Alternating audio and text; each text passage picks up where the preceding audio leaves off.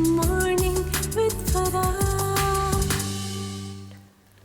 Welcome back ATV morning with फरा देख रहे हैं आप। और आज हम पाकिस्तान की पहचान और पाकिस्तान की शान एक ऐसी शख्सियत जिन्होंने कि अखुवत के नाम से एक ऐसा इदारा कायम किया कि जहां पर ना सिर्फ लोगों को बिला सूद कर्जे दिए गए, बल्कि जैसे हम ब्रेक से पहले जिक्र कर रहे थे कि जो एक जो ट्रस्ट वर्दीनेस है पाकिस्तानी कौम का, जो एक कि वो वक्त पे अपने कर्जे उन्होंने लौटाए भी और फिर उन्होंने खुद आगे बढ़कर उन लोगों की मदद करने में भी हिस्सा डाला जिनको के डॉक्टर साहब मदद करना चाहते हैं।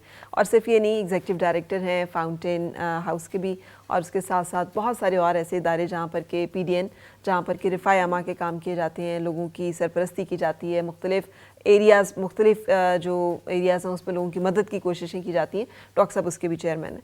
सो डॉक्टर साहब, अब आप मुझे बता रहे थे आपको सबसे ज़्यादा जिसे कहना चाहिए आसूदगी, इत्मीनान इन तमाम अखुवत के कामों में से किस में से मिला है? क्योंकि ये यूनिवर्सिटी कॉलेज भी आप ही का एक आइडिया कि उन बच्चों को भी तालीम मिलनी चाहिए जो हासिल नहीं कर सकते, और बिलासूद कर्ज का भी आप ही का इनिशिएटिव, लेकिन सबसे ज़्यादा जिस चीज़ में आपको इत्मीनान मिलता है?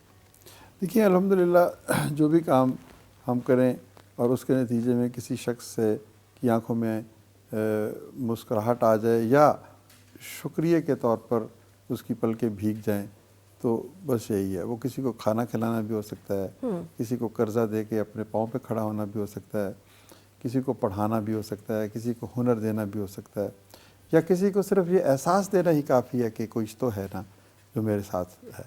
मैं आपको कुछ तस्वीरें भी दिखाऊं तो शायद अच्छा लगे आपको कि मैं फाउंटेन हाउस में जाता हूं तो वो लोग जो है ना वो गले से लगा लेते हैं, यानी वो खुद से बेखबर हैं, उनको कुछ खबर नहीं है।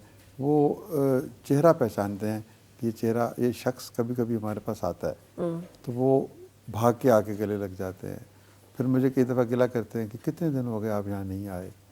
तो ये जब बातें हैं तो ये एक अजीब तरह की खुशी का एहसास देती हैं। वो माँ मुझे बड़ी अच्छी लगती है।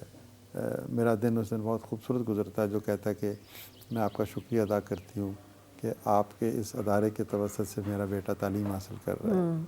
कोई फिर कर्ज़ा लेने वाला शख्स, कोई और। तो ये इस एहसास की कोई एक तस्वीर नहीं है। ये मैंने आपको बताया ना, 55 लाख तस्वीरें हैं, 55 लाख कहानियाँ हैं, 55 लाख दस्ते दुआ हैं जो उठते हैं।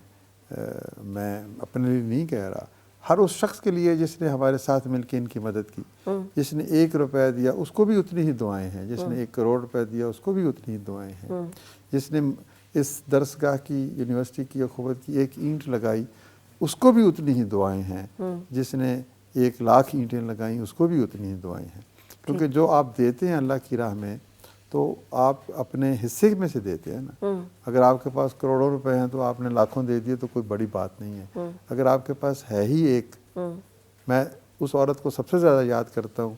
जब हमने ये यूनिवर्सिटी शुरू की तो हमने कहा कि by a brick build a university, यानी 1000 रुपये की ईंट खरीदें और एक यूनिवर्सिटी के मेमार बन जाएं। तो हमने कहा कि हम 5 लाख ईंटें बेचेंगे तो मल्टीप्लाइड बाई 1000 ये 50 करोड़ रुपए बने। तो किसी ने 1 खरीदी, किसी ने 10 खरीदी, किसी ने 100 खरीदी।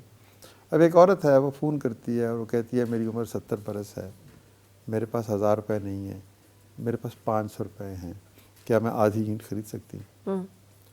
अब आप मुझे बताएं कि इस औरत से बड़ी कोई औरत हो सकती है? बिल्कुल। इस जज्बे से, इस ईसार से बड़ा कोई ईसार हो सकता है? तो ये बात कौन फरामोश कर सकता है कि एक औरत है वो कहती है कि मैं इस मुल्क की तामीर में शरीक होना चाहती हूँ, मेरे पास 1000 रुपये नहीं है, 500 हैं, वही ले लें। तो ये इस तरह के हज़ारों वाक़े, मेरी 7-8 किताबें हैं, उनमें जगह जगह लिखे हुए हैं। और हम गिरते हैं तो ये वाक़े जो है ना ये थाम लेते हैं। किसी की दुआ जो है वो हमारे काम आती है। हम कमज़ोर लोग हैं, गलतियाँ करते हैं, लेकिन ये जो दुआएं हैं इस सफ़र में सबसे बड़ा ज़्यादा राह यही हैं। तो मैं किसी एक शख्स को कैसे पॉइंट आउट करूं? अच्छा डॉक्टर साहब, ये जो एक पाकिस्तानी कौम जिसके बारे में बिलअमूम राय, जैसे आपने कहा, दुनिया में अच्छी नहीं है, और हमें भी पता है हम टैक्स देने में मतलब लापरवाही बरतते हैं, हम अपनी हुकूमत को टैक्स देने के लिए तैयार नहीं हैं, हम उसके लिए हर काम करने के लिए तैयार हैं। ایک ایسی قوم میں آپ نے یہ امانت داری کا، یہ اتنی صداقت کا، اتنی کہ انہوں نے قرض لیا ہے تو انہوں نے لوٹانا بھی ہے. یہاں پر تو لوگ بہت کروڑوں اربوں خربوں کے قرضے لے کر تو معاف کروا گئے اور کھا گئے. فرا میں سلسلے میں یہ کہوں گا کہ جو شخص خود بددیانتی کرتا ہے اسے کوئی حق حاصل نہیں ہے کہ وہ پاکستانی قوم کو بددیانت کرے. جو ٹیکس نہیں دیتا، جو جھوٹ بولتا ہے، جو اپنی طاقت کا بیجا استعمال کرتا ہے، وہ اپنے اثر رسوخ کا بیجا استعمال کرتا ہے، وہ اپنی دھونس اور دھاندلی سے زندگی گزارتا ہے، جو ٹریفک لائٹ توڑتا ہے، جو گندگی پھیلاتا ہے، جو کسی کا دل توڑتا ہے، اس کو کس نے یہ حق دیا کہ آپ کہیں کہ یہ قوم گندی ہے؟ اور یقین کیجئے سب سے با اقتدار، با حیثیت، اہل ثروت میرے جیسے لوگ ہی کہتے ہیں کہ وہ پاکستان کا کیا بنے گا. جی آپ یقین کریں میں 60 لاکھ غریبوں سے اور اب یہ 90 لاکھ بسپ کے خاندانوں سے بات کرتا ہوں، کبھی میں نے ان سے یہ نہیں سنا کہ پاکستان کا کیا بنے گا. تو ہم ہی لوگ ہیں جو اس وطن کو لوٹتے ہیں، یا اگر یہ سخت لفظ ہے تو ہم ہی اپنی ذمہ داریوں کو احساس نہیں اٹھاتے، ہم ہی اپنے فرائض ادا نہیں کرتے، اور ہم ہی کہتے ہیں کہ یہ وطن کا کیا بنے گا. ہم ہی اس کے پیندے میں سوراخ کرتے ہیں اور ہم ہی پھر شور مچاتے ہیں. تو یہ بڑا خوبصورت معاشرہ ہے، بس اتنی سی خامی ہے کہ ہم اس معاشرے کے ساتھ سلوک تو اچھا کریں نا، غریب کے ساتھ سلوک تو اچھا کریں نا، محبت کی ایک فضا تو قائم کریں نا. میرے لیے تو بڑی بڑی گاڑیاں ہوں، بڑے بڑے محل ہوں، اور میرے آگے پیچھے نیلی پیلی بتی ہو، اور ایک غریب آدمی جو ہے، یہ غریب عورت جو ہے وہ صبح سے لے کے شام تک 3,000 روپے لینے کے لیے ایک دفتر کے سامنے کھڑی ہو. تو اس پورے ریلیشن شپ کو تبدیل کرنے کی ضرورت ہے. ہمارے جو مقتدر طبقے ہیں ان کو تھوڑا سا، میں سمجھتا ہوں کہ اپنے مقام سے نیچے آ کے تھوڑی سی خاکساری، تھوڑی سی ہیوملٹی، بس اور کیا چاہیے. یہی تو سب سے مشکل کام ہے. تو دیکھیں پھر قوم کیسے تعمیر ہوگی. ایک بزرگ نے کہا کہ علم سب سے اچھی چیز ہے، علم اس کے بعد عمل اس سے بھی اچھی چیز ہے، عمل کے بعد ایک اور اچھی چیز ہے، وہ ہے خاکساری، انکسار. پھر اس سے بھی اچھی چیز ہے کہ اخلاص. اب ہمارے پاس علم بہت ہے، جی، عمل نہیں ہے، انکسار نہیں ہے، جی، اخلاص تو اور بھی کم ہے. جی.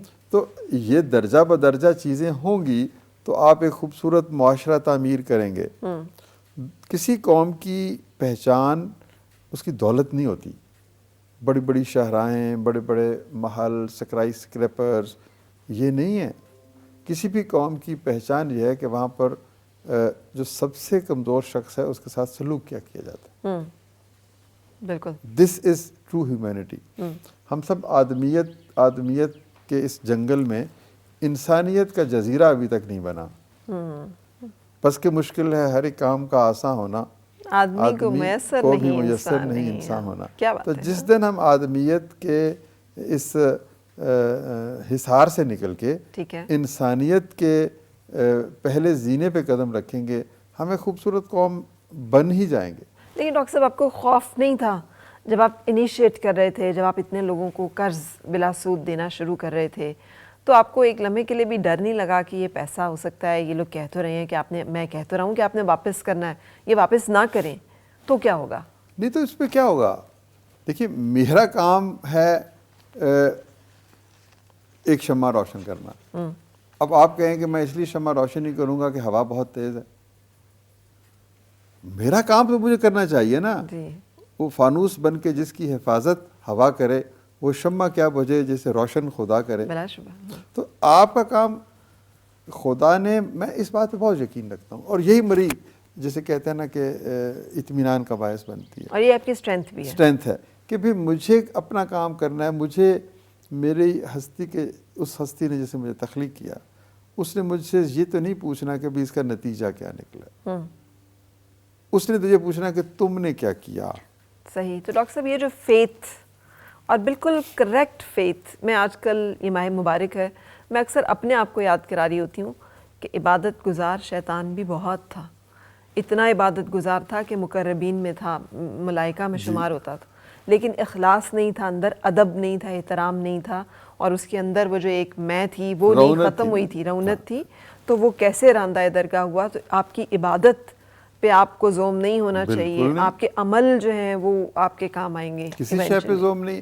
آپ نے دیکھیں بندگی کا تقاضا کیا ہے، بندہ کون ہے. آپ نے اپنا ایک کوک رکھا، آپ نے اسے کہا کہ آج آلو قیمہ بناؤ، وہ سبزی بناتا ہے. اگلے دن آپ اسے کہتے ہیں مچھلی بناؤ، وہ چاول بناتا ہے. اس سے اگلے دن آپ کہتے ہیں کہ کوئی سینڈوچز بناؤ، اور وہ کوئی حلیم بنا کے لے آتا ہے. تو آپ کیا کریں گے؟ چوتھے دن اس کو آرام سے کہیں گے کہ بھائی آپ اپنے راستے پہ جاؤ. یعنی ہم ملازم اگر آپ کی بات کو تسلیم نہیں کرے گا تو اس کے ساتھ ہمارا کیا سلوک ہو؟ بالکل. تو ہم بندہ ہیں، ہم تو ملازمت سے کہیں آگے بندگی ہے کا رشتہ ہے اپنے رب سے. وہ ہمیں کہتا ہے سود نہ لو، ہم ہر روز سود لیتے ہیں. وہ کہتا ہے جھوٹ نہ بولو، دل نہ توڑو، مدد کرو. ہم کوئی کام نہیں کرتے، لیکن وہ پھر بھی ہمیں ابھی مہلت دیے جا رہا ہے، نوکری سے نہیں نکالتا. تو اصل میں ہمیں اپنے رب کے درمیان جو رشتہ ہے نا، اس مہینے میں تو میں اس مہینے کی وساطت سے کہوں گا، اس بندگی کے اس تعلق کو پہچاننا چاہیے. کبریائی جو صرف خدا کی ذات کو زیبا ہے. بلا شبہ انسان تو ایک معمولی سا ہے نا. ہوا کے دوش پہ رکھے ہوئے چراغ ہیں ہم، جو بجھ گئے تو ہوا سے شکایتیں کیسے. مطلب ہماری زندگی کا کیا بھروسہ، بیٹھے بیٹھے ایک لمحہ بھی نہیں لگتا. تو ہمیں زوم کس چیز کا ہے؟ یہ دولت، یہ محل، یہ چیزیں کوئی ساتھ تو لے کے نہیں گیا. اس دھرتی پہ جو کچھ ہے وہ رب کا ہے، جو رب کا ہے وہ سب کا ہے. یہ سب یہیں رہ جائے گا. تو لیکن یہ فیتھ کریکشن، یہ ایمان کی یہ کیفیت آپ کو کیسے حاصل ہوئی؟ جبکہ آپ دنیا داری میں بار بار اس کو ریفر کرتی ہوں، دنیا داری میں آپ محو تھے اور آپ کو دنیا داری میں تمام آسائشیں تھی. دل کی ہے تو کر خدمت فقیروں کی، نہیں ملتا یہ گوہر بادشاہوں کے خزینوں میں. کسی فقیر کے پاس بیٹھے ہیں، کسی درویش کے پاس بیٹھے ہیں، اور کسی بڑے آدمی سے دوستی کر لیں. اچھا، دوستی کے لیے ضروری نہیں ہے کہ آپ کو فزیکلی دوستی ہے. آپ کسی بڑے آدمی کی بایوگرافی پڑھ لیں، آپ سیرت پاک پڑھ لیں، نبی پاک صلی اللہ علیہ وسلم کی زندگی کے واقعات، تو وہ وہاں پر ہی آپ کو روشنی مل جائے گی. کسی بڑے آدمی کی زندگی کی کتاب پڑھ لیں تو وہ آپ کا دوست بن جائے گا. میرے 20 دوست ہیں. نیلسن منڈیلا میرا دوست ہے، قائد اعظم میرے دوست ہیں، کارل مارکس بھی میرا دوست ہے، ہومر اور پلیٹو میرا دوست ہیں. میں جب مایوس ہوتا ہوں تو دیکھتا ہوں کہ انہوں نے زندگی کیسے گزاری، انہوں نے تبدیلی کی اس شمع کو کیسے روشن کیا. دیکھیں، man is known by the company he keeps. تو آج کے دور میں دوست صرف وہ نہیں ہوتا جو آپ کے سامنے موجود ہو. دوست کون ہوتا ہے؟ دوست ہوتا ہے جو آپ کا ساتھ ہو، جو آپ کو حوصلہ دے، جو آپ کو سیدھا رستہ دکھائے، جو آپ کو اچھا مشورہ دے. یہی دوستی ہے نا. بالکل. تو یہ دوستی کیا ضروری ہے کہ فزیکل انٹریکشن سے ملتی ہے؟ کسی کا مشورہ، کسی کی نصیحت، کسی کی مثال، یہ تو آپ ایک اچھی سی کتاب لیں، اس میں سے 10 15 20 کردار نکل کے آئیں گے. آپ ان کو اپنے ارد گرد رکھیں، آپ ان کی محفل میں رہیں. آپ کو وہاں سے محبت، گداز، مشورہ، پند و نصاحت سب کچھ ملے گا. تو میں نے یہ جو چند کتابیں لکھی ہیں نا، یہ کتاب میں نے لکھی تھی گوتم کے دیس میں. اچھا. تو اس میں سب گوتم کی کہانی ہے کہ گوتم کیسے سچ کی تلاش میں گھر سے نکلا. اچھا، اب اس کتاب لکھنے کے لیے میں نے خود کو محدود کر لیا کسی جگہ میں، اور پھر میں نے کہا کہ گوتم ہے، گوتم کے ساتھ اس کا سب سے پسندیدہ شاگرد نندا ہے، اور لوگ ہیں. یہ طاری کر لی میں نے اس فضا کو اپنے اوپر کہ یہ کیا کر رہے ہیں، کیا باتیں کر رہے ہیں، ایک دوسرے سے کس طرح کی گفتگو ہو رہی ہے. I became the character of their company. تو that is how I try to learn کہ یہ بڑے لوگ کیا کرتے ہیں. یہ تو ایک چھوٹا سا بات بتا رہا ہوں نا. اصل میں ہمارے ارد گرد جو ایک خاص طور پہ اس مہینے کے حوالے سے ایک فضا قائم ہونی چاہیے، وہ فضا مدینہ کی فضا ہے. بالکل. کہ آپ تصور تو کریں نا کہ نبی پاک صلی اللہ علیہ وسلم کیا کہہ رہے ہیں، کیا کر رہے ہیں، کس طرح سے کوئی گناہ گار آتا ہے تو اس کو سینے سے لگاتے ہیں. ان کی بیٹی آتی ہے تو وہ کھڑے ہو جاتے ہیں. اس سے مجھے پتہ چلتا ہے کہ مجھے عورت کے ساتھ کیا سلوک کرنا چاہیے. ہمارے معاشرے میں عورت سے کیا سلوک ہوتا ہے.